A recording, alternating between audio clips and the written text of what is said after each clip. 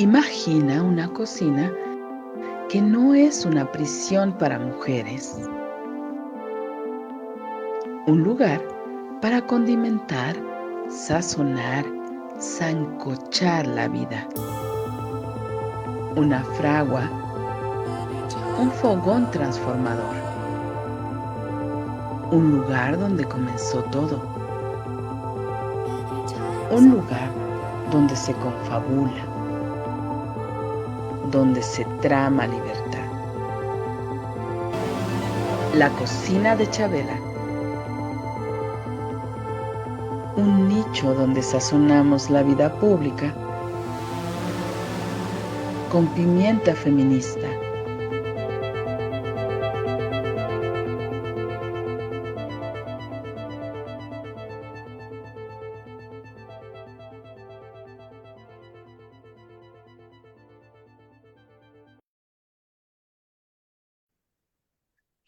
Hola, ¿qué tal?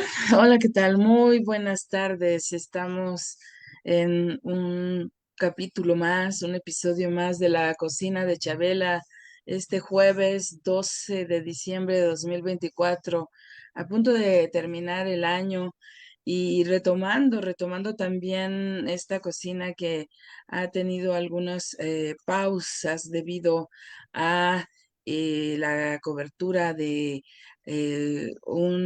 algunos otros eventos como la gira que hicimos un grupo de compañeras integrantes de Violeta Radio a Tailandia, hasta Asia. Nos fuimos a cubrir un evento internacional feminista, pues muy importante, el más grande del mundo, creo yo, una reunión que se llevó a cabo en Bangkok con alrededor de 4,000 mujeres, personas, hombres, trans, etcétera, pero que todas alrededor de esta visión del mundo que llamamos feminista, de esta visión del mundo de las relaciones humanas que llamamos feminismo.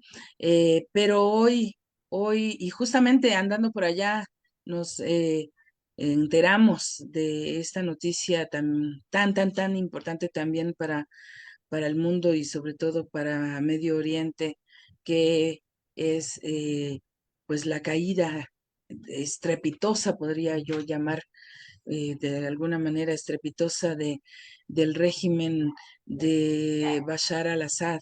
Ahora vamos a profundizar en todo esto que ha sucedido de manera vertiginosa, pero pues bienvenidas, bienvenidos, bienvenides a la cocina de Chabela en Violeta Radio y muchísimas gracias. Ceci Figueroa, como siempre, detrás de cámara, transmitiendo, permitiéndonos transmitir este programa y pues les recuerdo que estamos en violetaradio.org, en la página de Facebook de Violeta Radio y además nos pueden escuchar también en la aplicación de Radio Garden. Pues vamos a iniciar esta charla. Soy Maru Chávez y al frente de este programa que se llama La Cocina de Chabela y como invitado especial siempre, cada vez importantísimo, aquí el doctor Gilberto Conde para hablarnos, conversarnos, decirnos, explicarnos, sobre todo eso, explicarnos pues lo que ha sucedido en Siria, en ese país tan cercano a Palestina. Gilberto, hemos estado acá en varias ocasiones hablando de Palestina, pero no habíamos dedicado un episodio a, a Siria, y sin duda un país y un pueblo que tiene una importancia muy importante, ay, perdón la relevancia, una importancia grande, enorme, de hecho,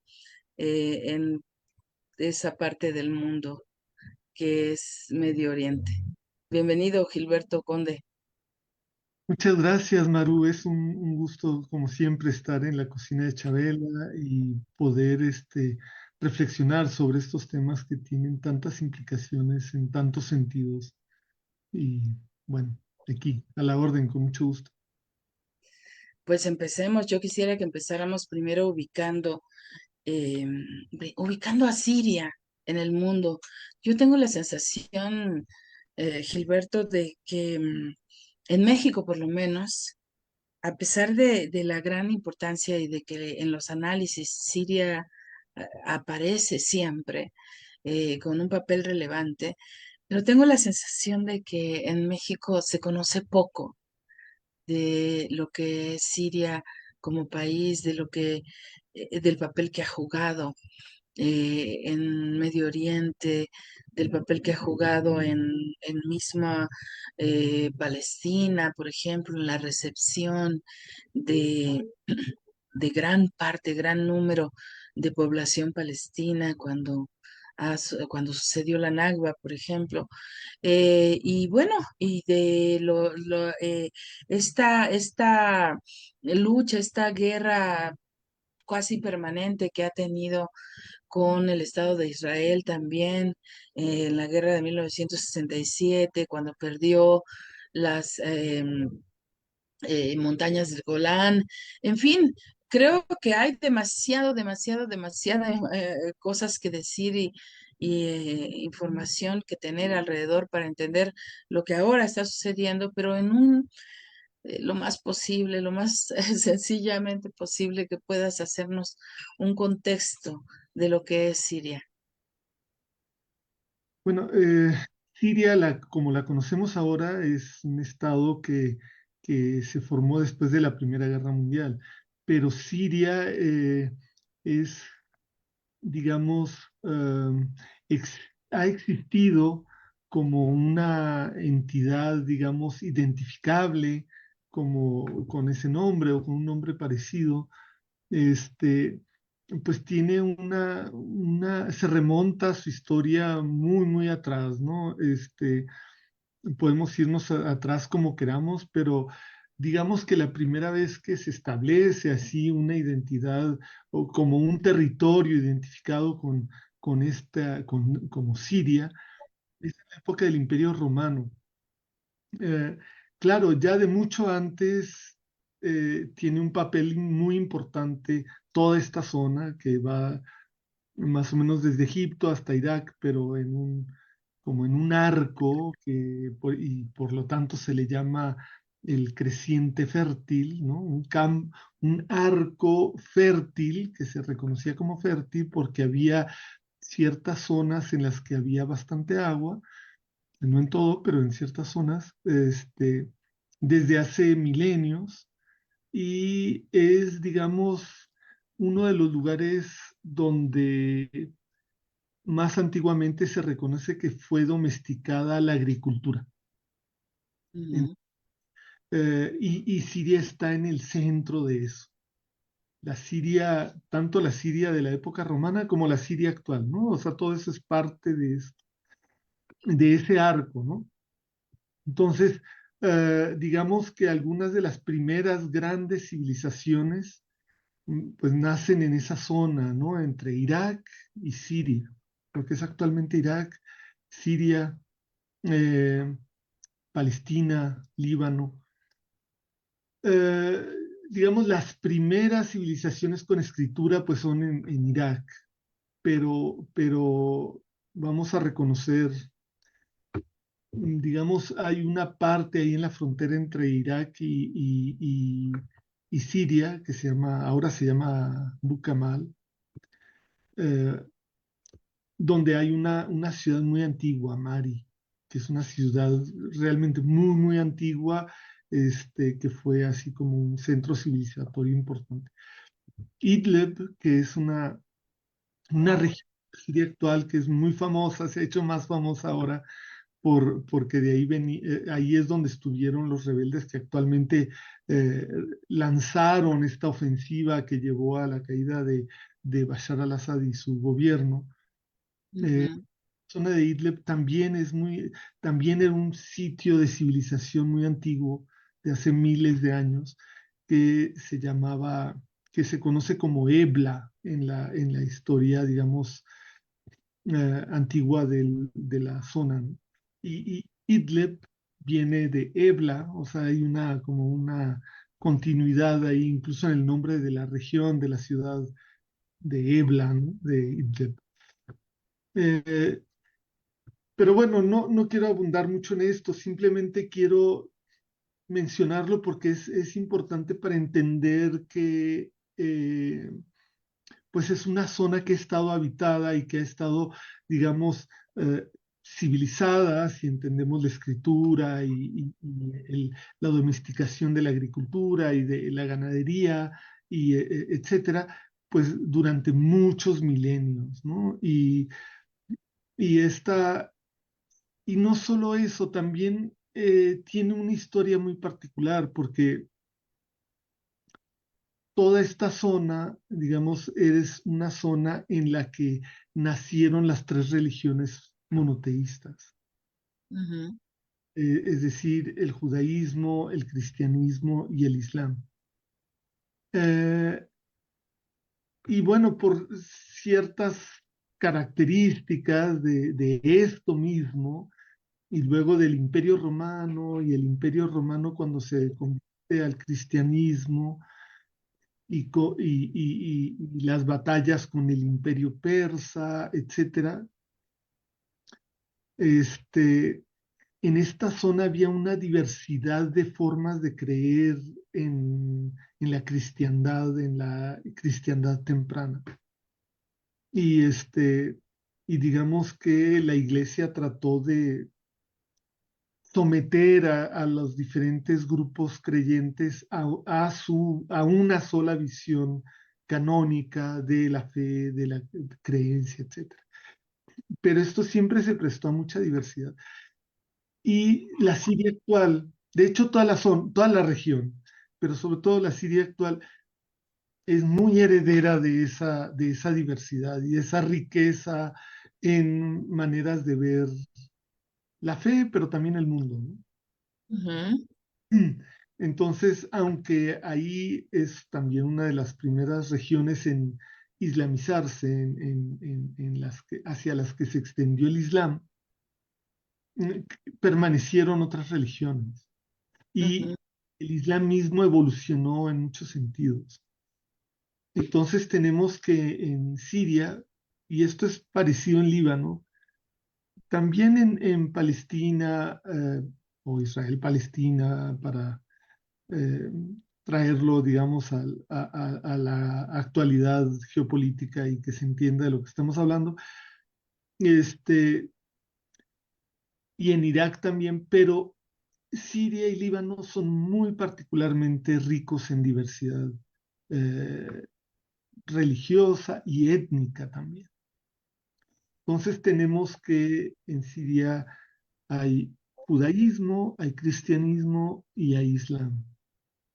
y que además dentro de esas tres hay variantes. Muchas variantes. Yo conozco de la presencia del cristianismo armenio, por ejemplo, la iglesia ortodoxa armenia. Sí, de hecho hay iglesia ortodoxa armenia y hay iglesia católica armenia, hay de las dos.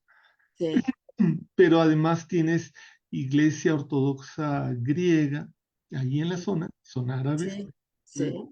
es la ortodoxia griega, y tienes, entre los católicos tienes maliquitas, tienes maronitas, este, y luego, pues sí, también hay protestantismo, que ya es una introducción más reciente, pero eso nos habla de una gran diversidad simplemente en el cristianismo, sin ir más lejos.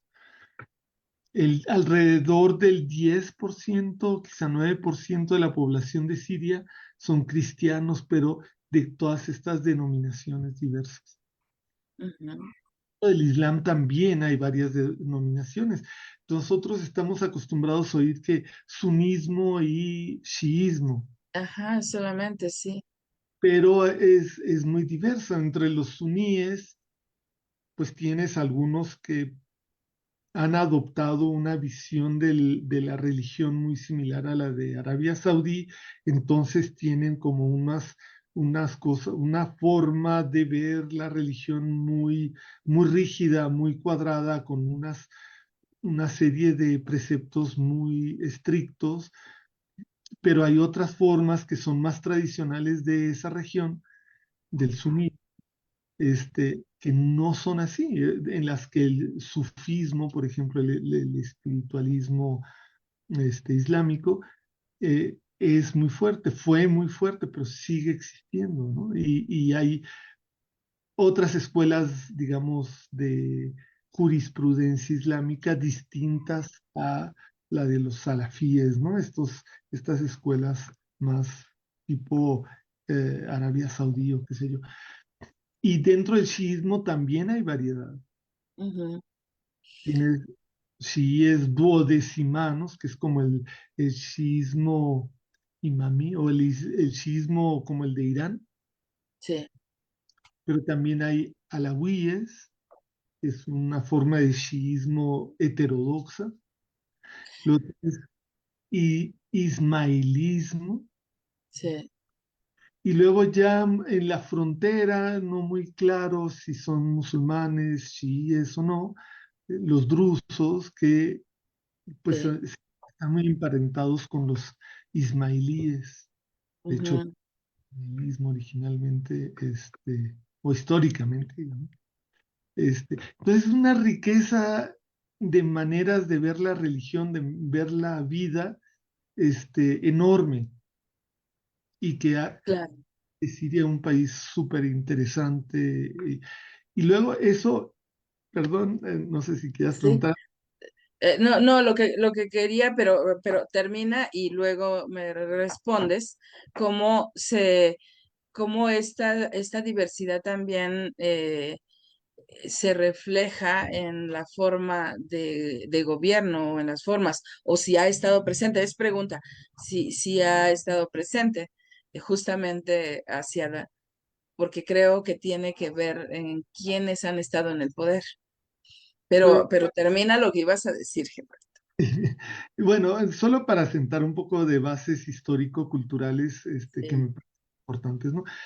Me faltaron algunos grupos entre los eh, cristianos que me parece importante, relevante mencionar, los caldeos o Ujú, sirios, que les llaman, ujú, ujú.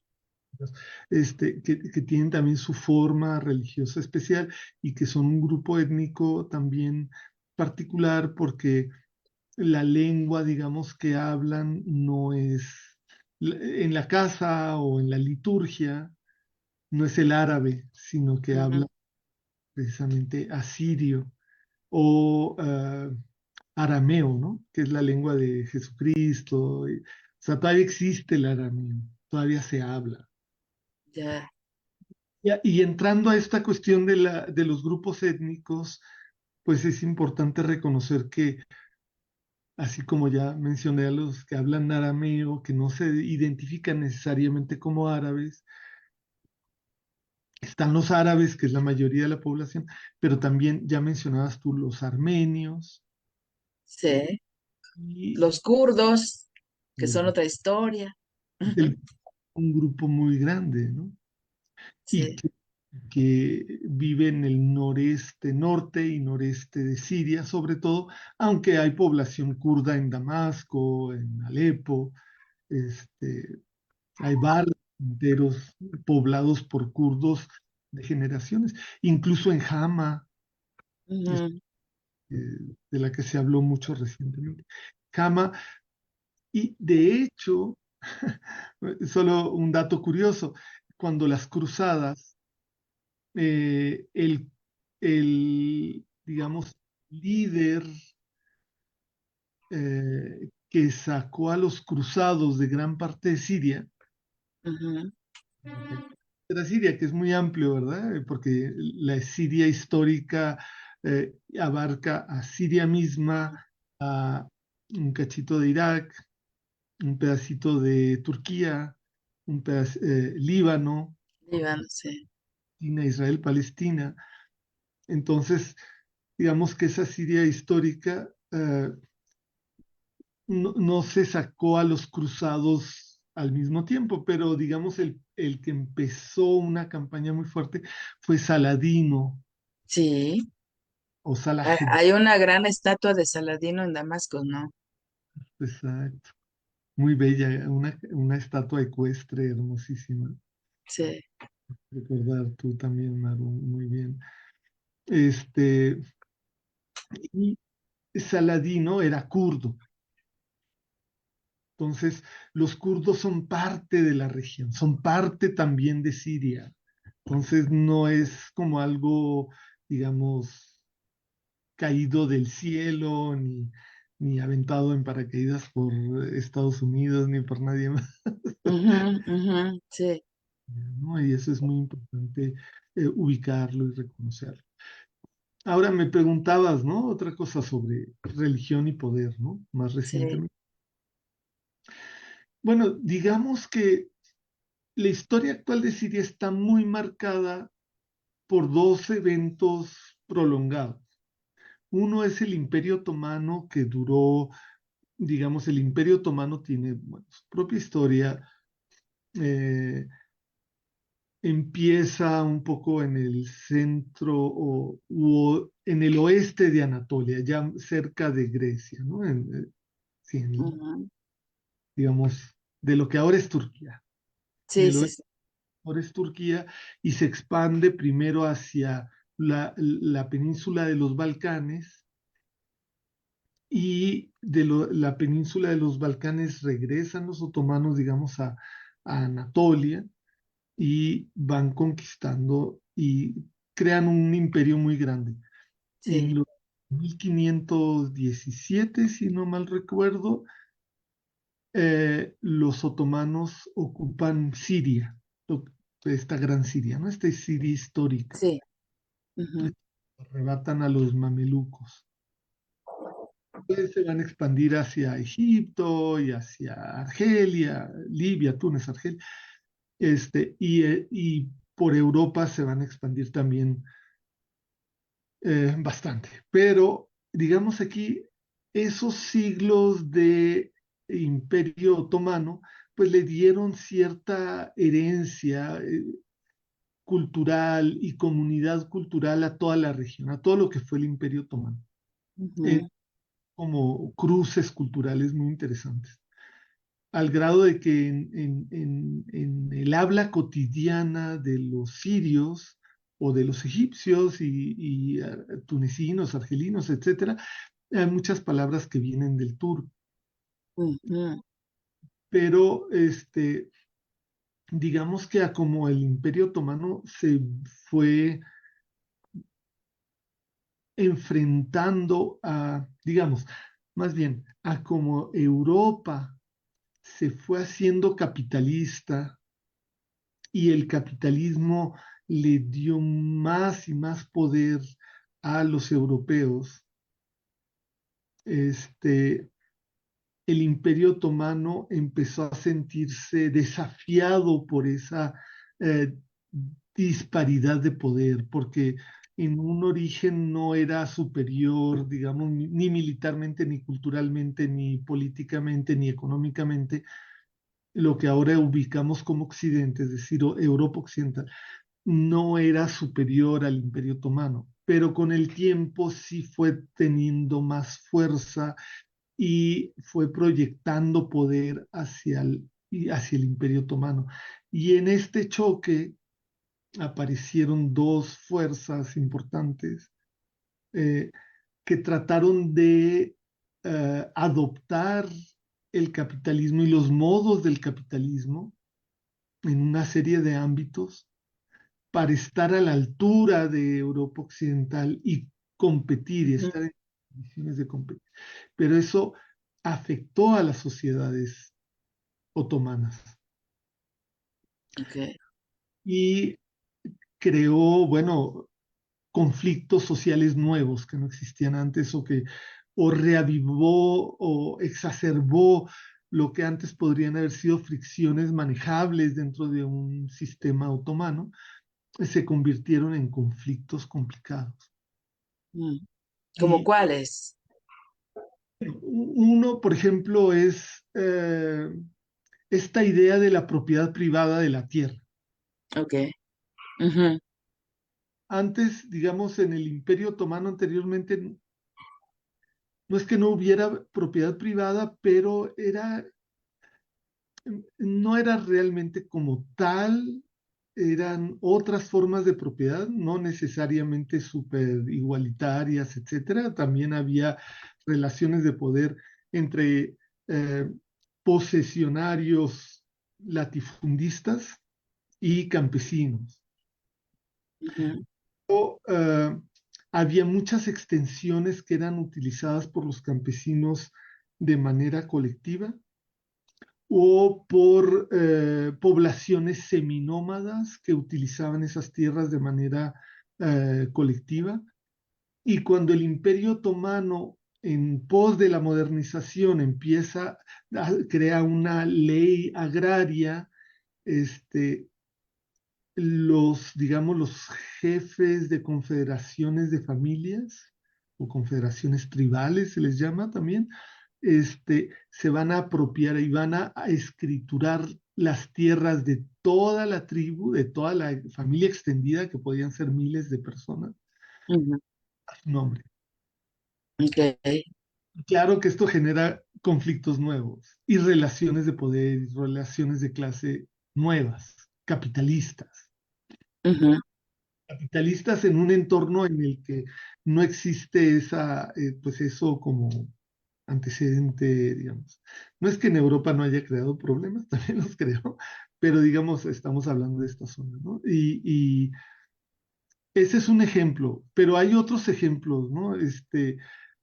Vas a tener que, eh, en esa proyección de poder de Europa hacia esta región, en el siglo XIX, particularmente, empieza antes, pero particularmente en el XIX, hay los europeos van a tener relaciones económicas, sobre todo con eh, algunos individuos pues, cristianos o judíos o drusos, y la mayoría musulmana o grupos de la mayoría musulmana o élites de la mayoría musulmana se van a sentir rezagados y en una relación de competencia desigual frente a estos individuos de estas familias, de grupos religiosos minoritarios.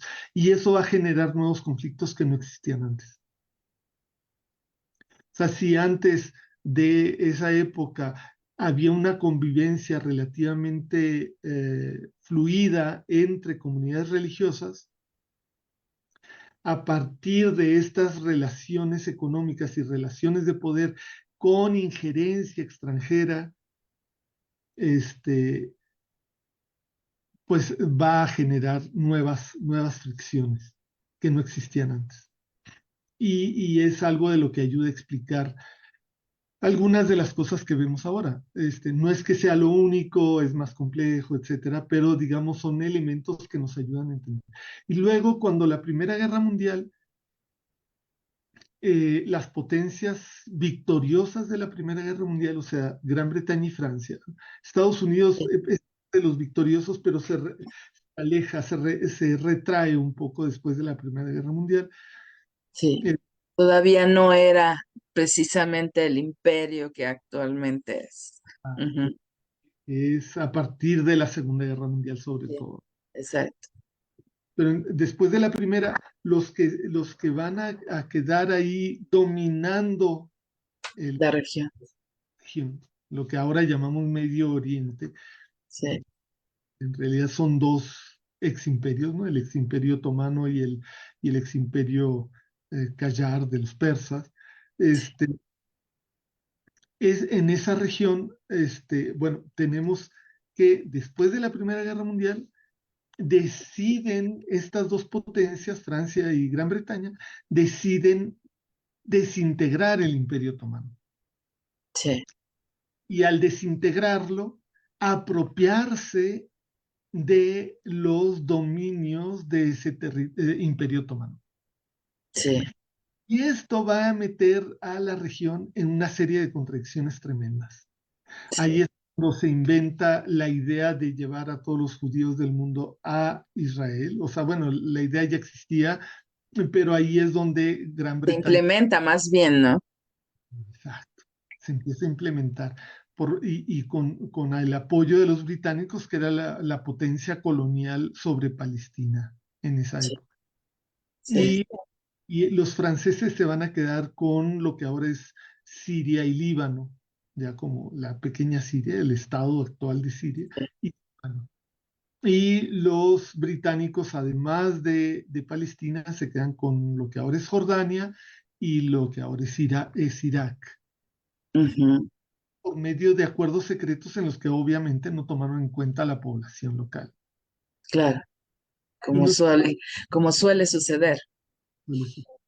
y les imponen gobernantes y administradores, los franceses van a administrar y empieza a haber también, obvio que hay resistencia, ¿no? Hay levantamientos populares en Egipto, en Palestina, en Siria, en Irak, en toda la zona, en toda la región, en todos los estados posteriores. Hay rebeliones desde el inicio, 2019, en 1918, 1919, inmediatamente al final de la Primera Guerra. Claro. Se trata de crear un reino árabe a partir de Damasco, este, que va a ser aplastado por los franceses. Bombardearon Damasco, Alepo, no, bueno, o sea, todas estas porquerías, asquerosidades que vemos de las guerras actuales, Sí. lo empezaron los europeos cuando colonizaron la región. Y y esto va a marcar la región y va a marcar el futuro de la región. Y también una de las cosas que hacen, bueno, creo que ya nos estamos extendiendo mucho, ¿verdad? En esto, pero No, no, no, pero continúa, continúa, continúa. una de las cosas que hacen que va a marcar también el futuro de la región cuando se va a descolonizar relativamente, pero se va a descolonizar después de la Segunda Guerra Mundial, pero una de las cosas que hacen los británicos y los franceses es favorecer a ciertos grupos religiosos o ciertos grupos étnicos. Y en Siria lo que hicieron los franceses es que en el ejército metieron a muchos alawíes, que eran un grupo religioso minoritario, eh, pero no tan pequeño porque son como el 12-13% de la población actual de Siria, que vivían sobre todo en las montañas, en regiones montañosas, no solo, pero sobre todo en aquella época, y los empiezan a reclutar al ejército con la idea de que como son minoritarios, siempre han sido oprimidos por los suníes, etcétera, pues van a ser más manejables y más dúctiles para los intereses de la potencia colonizadora. Entonces vas a tener que en el ejército y en las altas esferas del ejército va a estar sobre representada la comunidad alawí respecto de otras comunidades religiosas, Ujú. cristianos, etcétera. Y eso va a marcar la historia posterior a la colonización, porque en el ejército, al haber pues una representación importante de alawíes, pues va a haber alawíes que van a tener medios de poder, de proyectar poder desde el ejército. Ya, Entonces, esto es una de las cosas que ayudan a entender por qué Siria fue gobernada por dos presidentes alawíes durante 51 años, ¿no? O 54 años. 54. Entiendo que 54. Te refieres al padre y al hijo, al-Assad. Exacto. E incluso antes de ellos, o sea, Hafez al-Assad da golpe de Estado, él entra al poder mediante un golpe de Estado. Él antes era como el secretario de la Fuerza Aérea, Ujú. o el comandante en jefe de la Fuerza Aérea. Pero había un gobierno, el presidente era suní, pero el que realmente ejercía el poder detrás de la figura presidencial o el hombre más destacado era Salah Jadid, que también era alawi. Ujú. Era marxista, era una persona militar también, pero de izquierda radical, este, que impulsó medidas socializantes, reforma agraria y una estatización de grandes sectores de la economía, etcétera. Y Hafiz Selassie, Aquí quisiera que nos detuviéramos un poco justamente porque eh, me parece muy relevante este dato que acabas de mencionar, que ha habido presidentes de izquierda en Siria, o por lo menos que en el discurso se han dicho de izquierda o desde una visión de izquierda también muy particular, pero sí lo ha habido e incluso hay una, un vínculo muy estrecho con la ex Unión Soviética.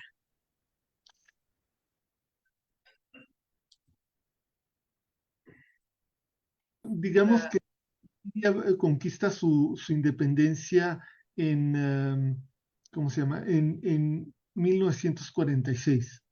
Ujú.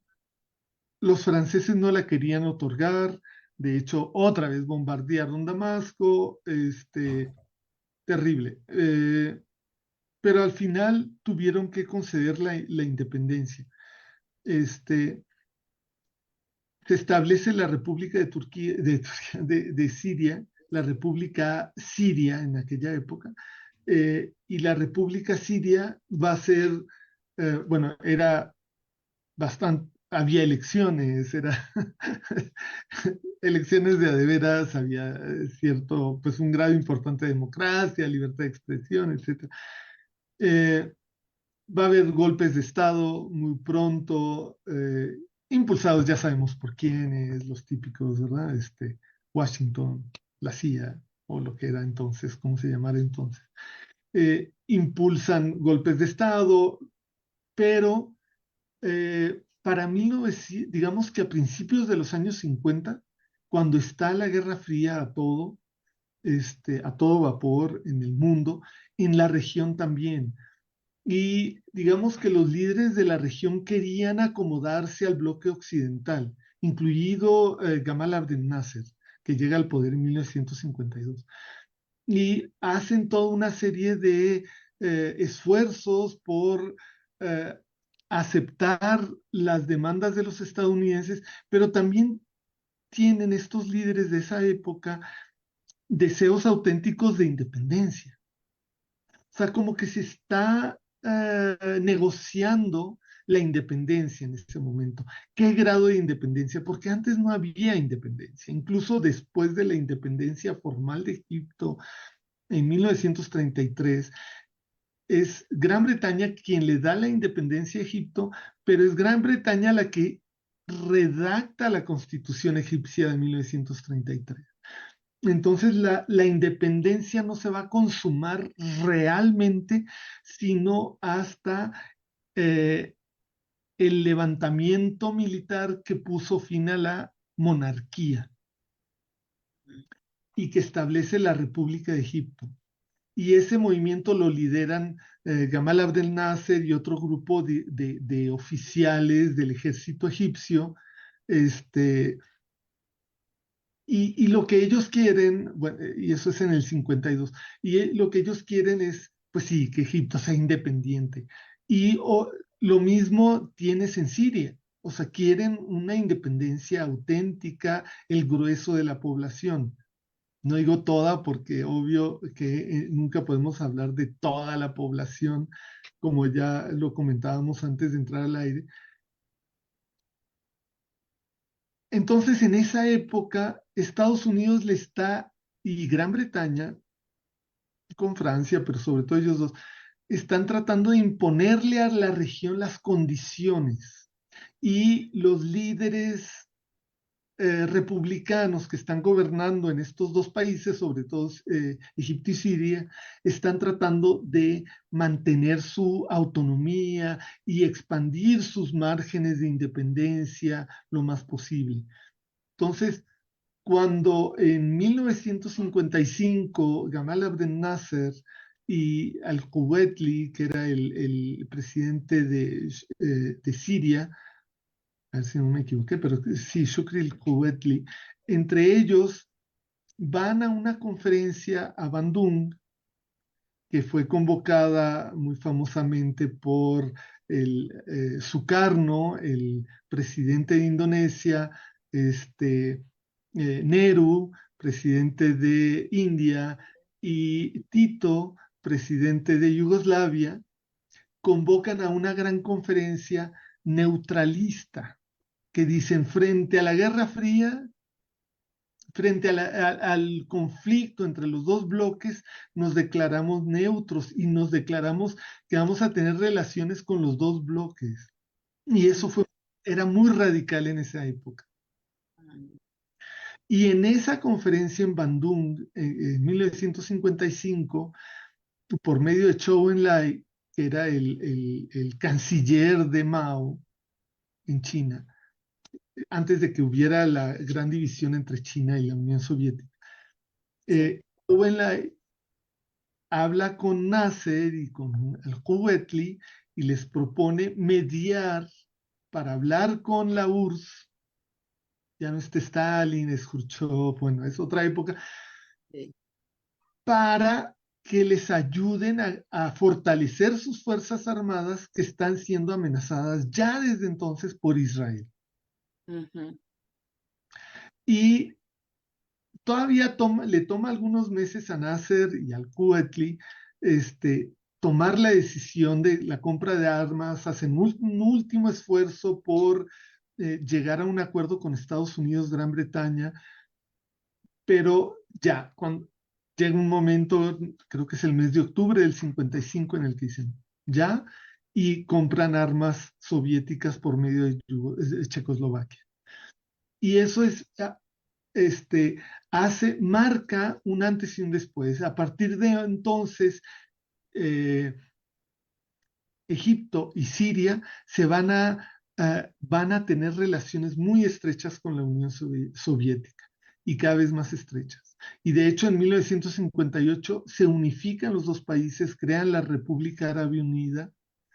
Este, Sí. eh, Antes, los que están con Estados Unidos, así como incondicionalmente, que eran Irak, Turquía, Irán con el Shah, podríamos, yo me Sí, aviento. sí, yo sé, es extensísimo, pero vamos a resumir. Y yo creo que además no nos va a alcanzar este programa para hacer todo este análisis, pero por supuesto que me parece necesarísimo hablarlo, porque además hay un juego, por llamarlo de alguna manera, geopolítico muy importante para la historia de la humanidad. Allí acabas de mencionar al propio Mao Zedong, eran tiempos de Stalin, eran los tiempos de Nehru en la India, Tito en Yugoslavia, en fin, no es una cosa allí aislada que pasa sin que todos los demás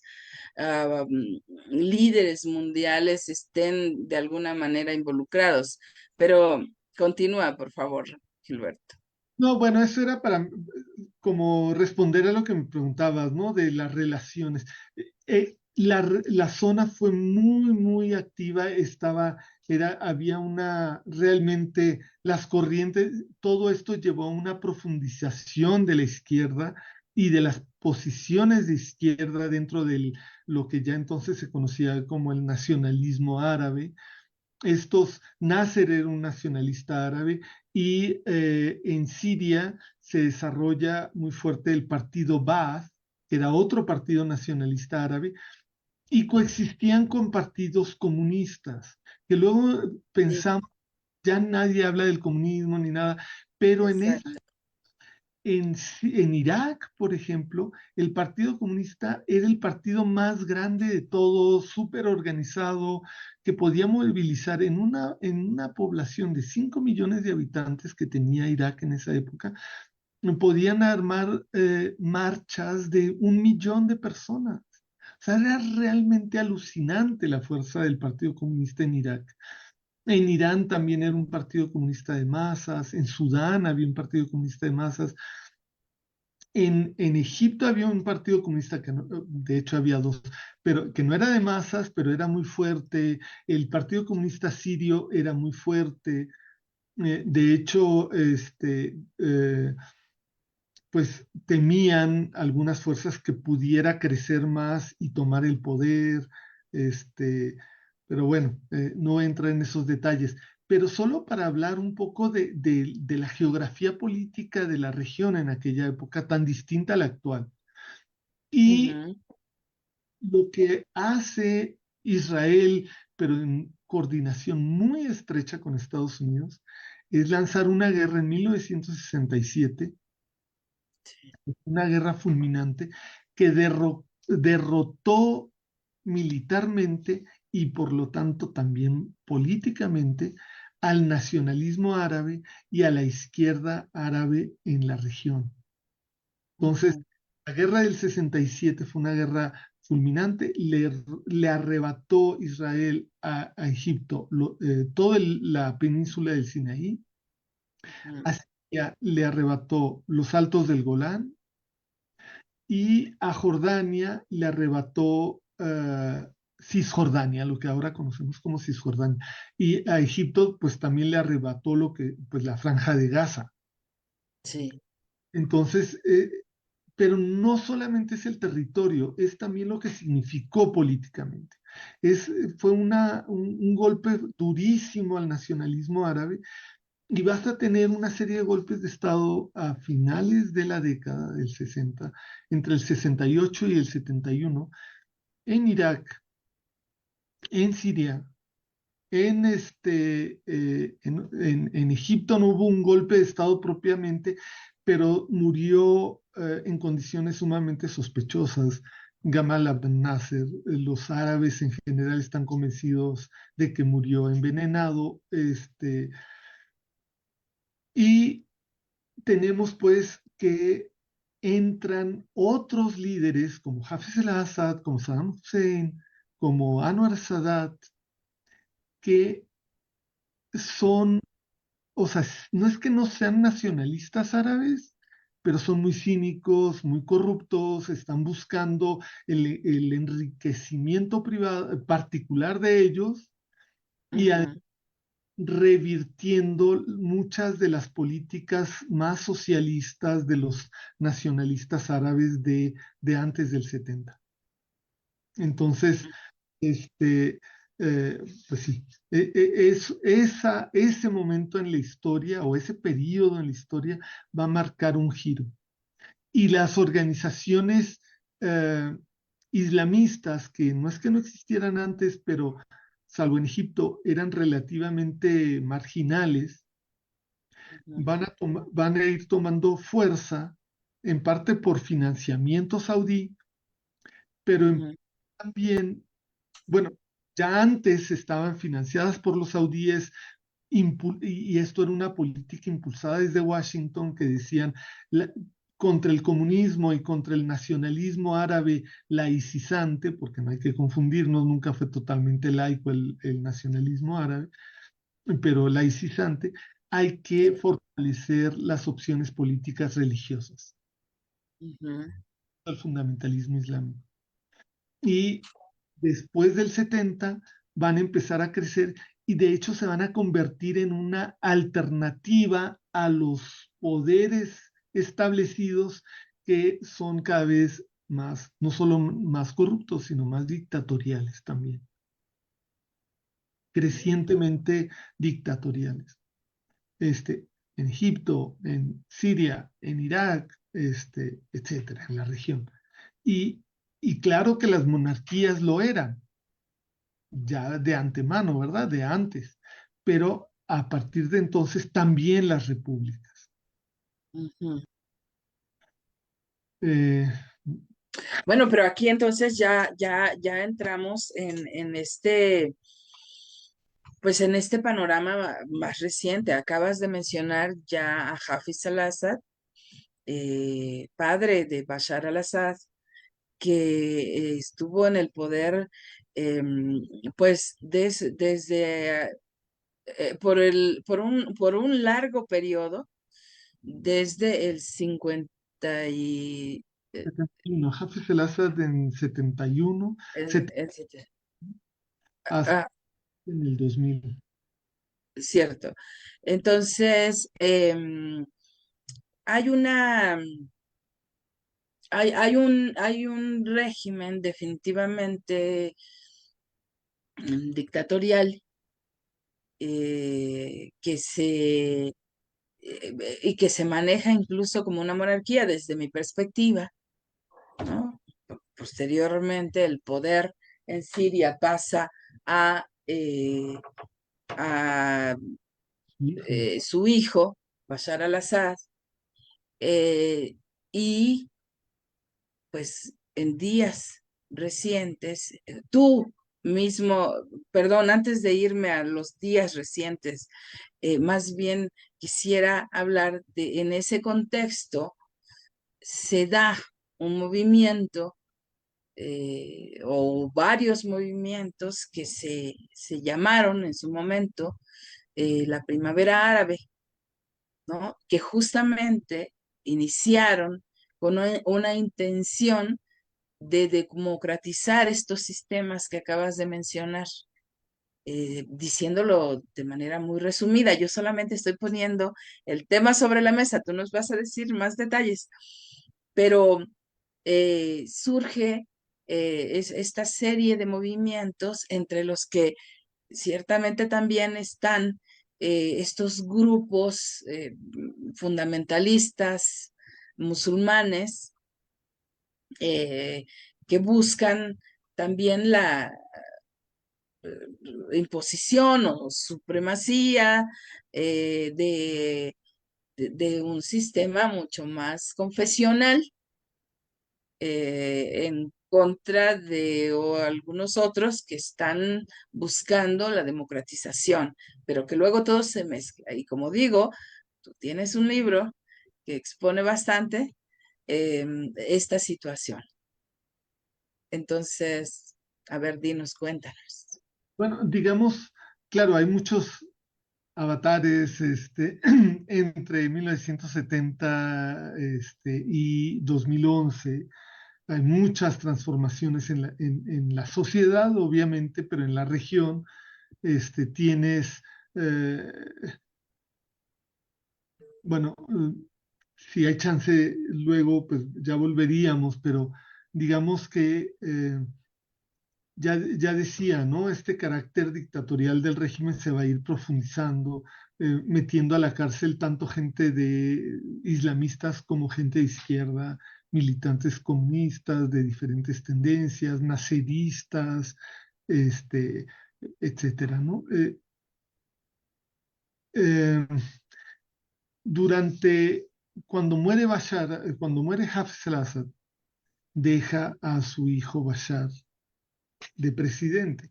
De hecho, se le llama a esto, los árabes le llaman monarpúblicas, Exacto, o sí. sea, o repurquías.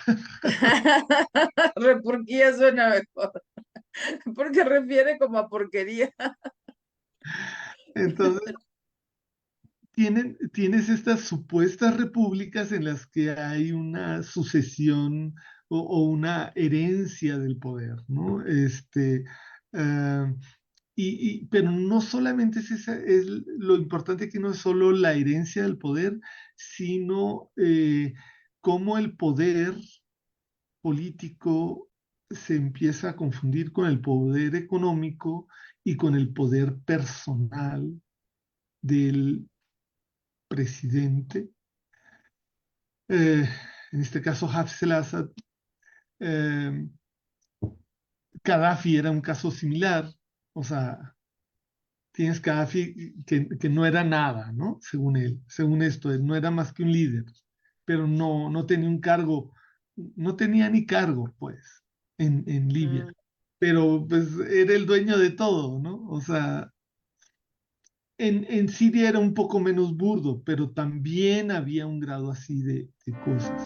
Este, pero digamos que todavía permanecían algunas herencias de aquella época de Salah Jadid, de antes de Hafez al-Assad, de aquel socialismo sirio de entre 66 y 70, pues se heredaban algunas cosas, ¿no? Bueno, desde el derecho al aborto hasta la propiedad estatal de algunas industrias, servicios para los campesinos, apoyos para el campo, una serie de cosas que no desaparecieron, o sea, con la llegada de Hafez al-Assad al poder. Sin Ujú. embargo, cuando él muere y llega el hijo Bashar, él se pregunta, pero no solo él, son las élites sirias, élites económicas sirias, con él, con su familia, porque su familia es, pues, ya de hecho la principal eh, familia capitalista en Siria, ya entonces, después va a ser peor, pero ya entonces ya lo era. Pero estas familias empiezan a discutir entre ellas, entre sí. ¿Qué hacemos ahora? Mm. ¿Cómo para aprovechar, integrarnos a la globalización, aprovechar la globalización para pues enriquecernos más? Ahí todavía hay cierta duda dentro del poder acerca de cómo hacerle, hay propuestas de algunos, bueno, hay un ministro de origen comunista que nunca fue miembro del partido Baath, pero que estuvo impulsando, como, ok, vamos a integrarnos a la globalización, pero vamos a poner unas pues, salvaguardas para la sociedad, para la población, para que no se depauperice aún más, porque pues, ya la pobreza era bastante extensa en esa época. ¿Cómo le hacemos? Y en eso están 3 años, de 2000 a 2003 corren a este ministro, este, y empieza ya abiertamente una política neoliberal, completa. Para Mm. 2007, 2008, 2009, yo vi, y creo que 2000, no, 2010 tal vez ya no, porque eso saldría en 2011, pero yo vi por lo menos 3 reportes del Fondo Monetario Internacional en el que consideraban que Siria estaba haciendo todo excelente desde el punto de vista del Fondo Monetario Internacional. Claro. Ujú. Nos habla de una privatización de la economía rampante, pero privatización sobre todo en la familia de los Assad. Assad Makhlouf, en realidad habría que decir, porque Anise, la esposa de Hafez al-Assad, es Anise Makhlouf, este, y Rami, un primo de Hafez, era dueño, bueno, era muy interesante, había así como que hay, no sé, cuántos operadores de telefonía celular, ahora hay muchos, ¿no? Pero antes eran como 3 o no sé cuántos, Ujú, ahorita ujú, solo, ¿no? Bueno, allá tenían dos, Siria ujú. uno y no recuerdo el otro, pero los dos eran propiedad de Rami Makhlouf. Oh. Eh, Ujú, Era ujú, monopolio, ujú. pero no, entonces bastante burda esta cuestión y este restaurante de quién es, pues de Rami Makhlouf y esta cosa, todo era de Rami Makhlouf y bueno, era la familia pues Asad Makhlouf, ¿no? Que se empezaron a convertir en ya no solo en la familia capitalista predominante, sino que estaba empezando a abarcar pues cada vez sectores más amplios de la economía. Y no es que no hubiera otras familias capitalistas, pero en esta proporción, ¿no? Sí. Y esto pues hizo que se quitaran los subsidios al campo, ¿no? Ujú, ujú. Campo, los campesinos habían sido la base social del régimen durante muchísimo tiempo, este, Continúa, continúa. Ok, durante Sí, muchísimo los campesinos habían sido como uno de los pilares principales del Estado sirio, del poder de la familia al-Assad. Les quita los subsidios y obviamente la gente estaba no solo empobreciéndose económicamente, socialmente, sino acumulando rencor frente a un poder que se estaba convirtiendo ya no solo en dictatorial y corrupto, sino encima les estaba quitando lo que les daba anteriormente, que lo veían no como una dádiva, sino como un derecho, porque era un derecho. Y se los arrancan en nombre del neoliberalismo, de la globalización y todo esto, pero en este contexto en el que te digo que el poder político y el poder económico estaban encarnados en una sola familia, ya, que además extendían sus redes de poder, de control militar por medio de líderes o, digamos, oficiales del ejército o funcionarios, o de los servicios secretos, de la policía secreta, que eran del grupo religioso al que pertenecían los al-Assad y los Makhlouf, que es los alawíes. No es que todos los alawíes fueran parte de la clase dominante, pero sacaban de ese grupo religioso, sacaban a gente que luego se convertía en fieles reproductores del sistema político de control securitario, de control militar y policíaco de la sociedad. Entonces, esto alimentó un rencor que ya venía de antes entre sectores que ya habían visto afectados por las décadas de dictadura.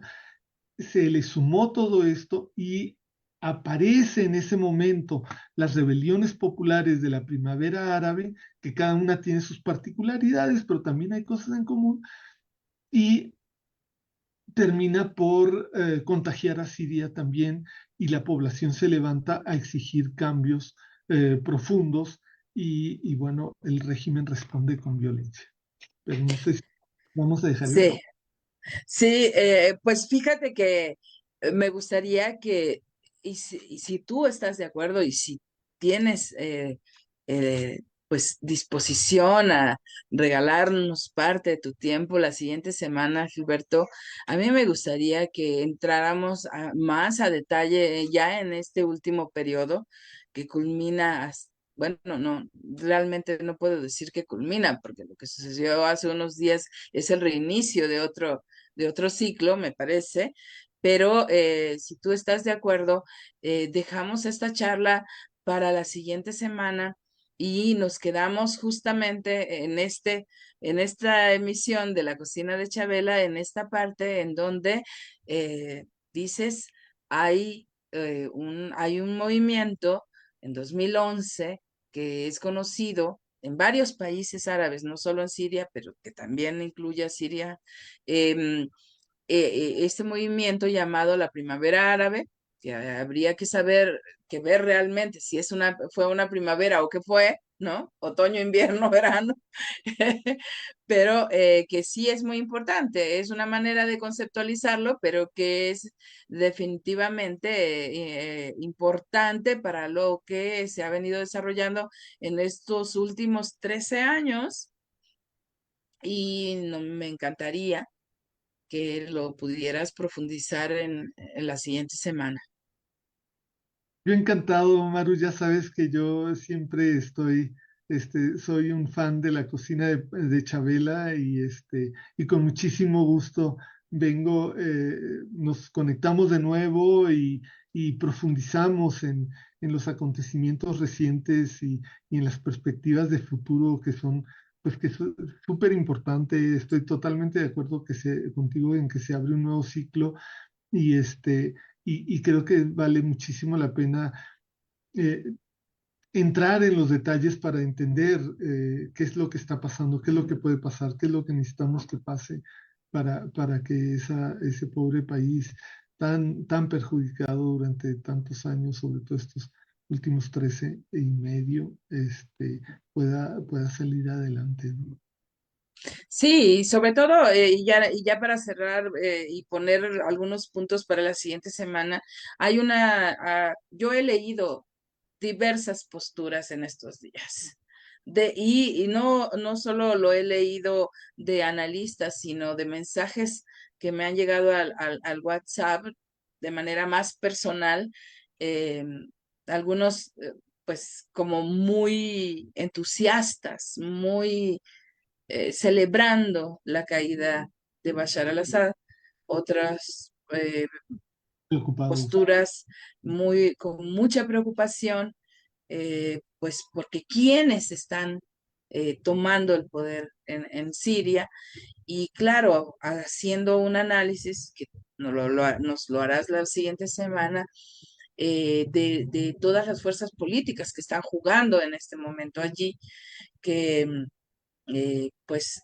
algunas personas también dicen definitivamente está la mano de Estados Unidos allí.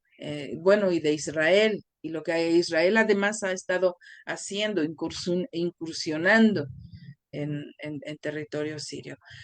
Todo eso lo hablaremos la Y siguiente semana.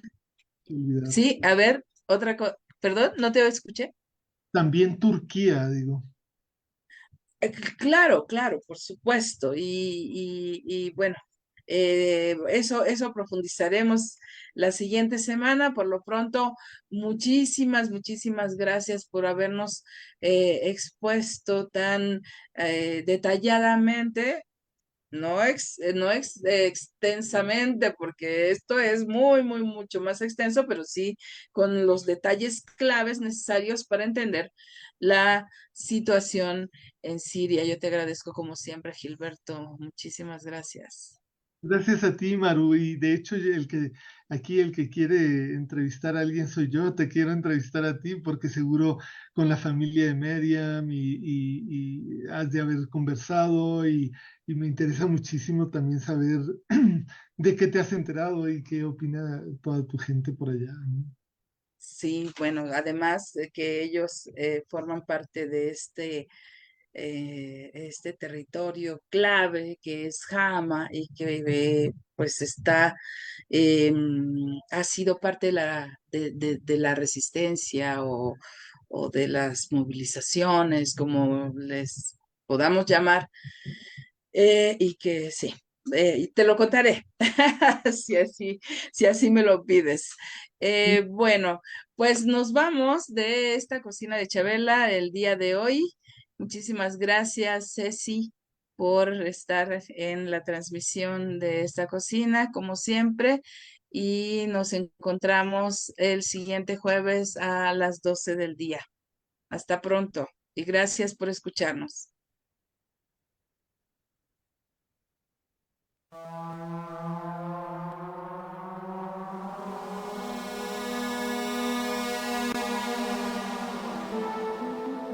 Imagina una cocina que no es una prisión para mujeres, un lugar para condimentar, sazonar, sancochar la vida, una fragua, un fogón transformador, un lugar donde comenzó todo, un lugar donde se confabula, donde se trama libertad. La cocina de Chabela, un nicho donde sazonamos la vida pública con pimienta feminista.